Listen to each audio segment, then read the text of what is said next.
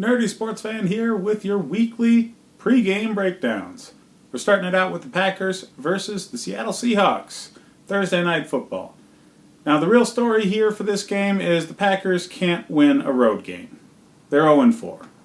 I don't expect that to change. This is probably going to be the beginning of the end of Mike McCarthy. There's a rift between him and Aaron Rodgers that's been developing slowly, and if they can't win a single road game, or really have just a terrible road record, they're not going to make the playoffs. There's barely a chance for them to do that anyway. And, yeah, I mean, they're wasting Aaron Rodgers at this point. They're going to make a change, and it's probably going to be McCarthy. Now, he might be able to get away with firing a defensive coordinator, creating a scapegoat, and putting some more attention towards the defensive side of the ball in the offseason, but I don't really think he should be able to get away with that at this point. He's been in the league and with this team for a good deal of time now, and he should have been able to produce more wins having the best quarterback in the league. Now, Aaron Rodgers takes a lot of money away from the Packers situation, but that's a poor excuse. They've got some injuries on defense. Again, poor excuse. Overall, top to bottom, they need a bit of an overhaul. Outside of Aaron Rodgers and Adams at the wideout, there's not many other players on this team that you can point to and say they are definitely starting for every other team in the league.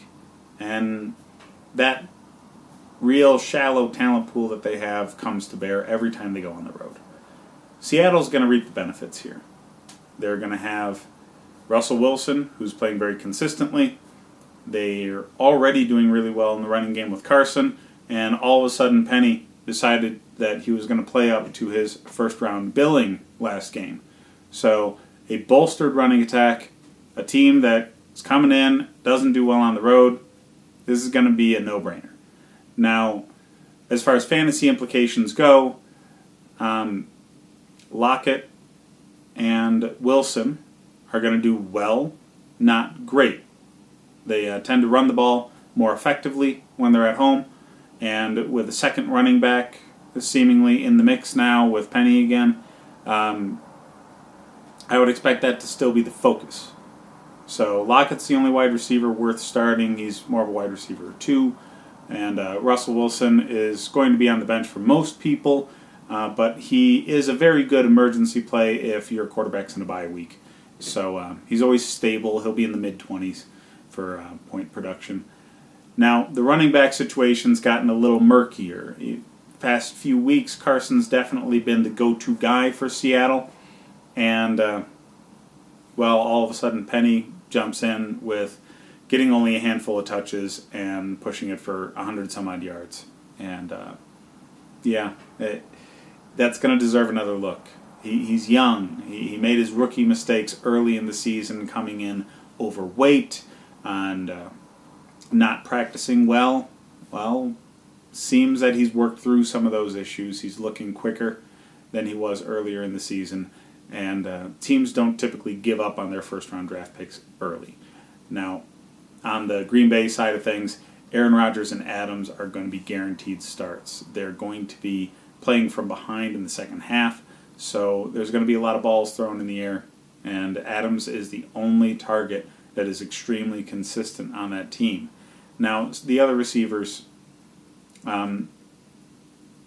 Marquez, Valdez, Scantling, whatever his name is, he's a no-name receiver on any other team. And, he's a fourth or fifth guy who gets out there maybe 2-3 passing attempts any other team. But on this team, because of their lack of talent outside of Adams at the receiver position, he's turning into their number 2. So he's probably a worthy play as well. I would put him in the wide receiver 3 to the top guy on your bench, though. If you're weak at wide receiver, he's a good play. Otherwise, just stick with Adams and Rodgers and Jones did well in their backfield last week. He really blew it up. But they don't do well running the ball on the road. So Until he does it a couple of games in a row, I wouldn't trust it. He's still going to be a running back 2 to a flex play. He's not a go-to guy. Well, enjoy this game. It's going to be pretty even, but I just expect the Packers to lose because they can't get out of their own way on the road.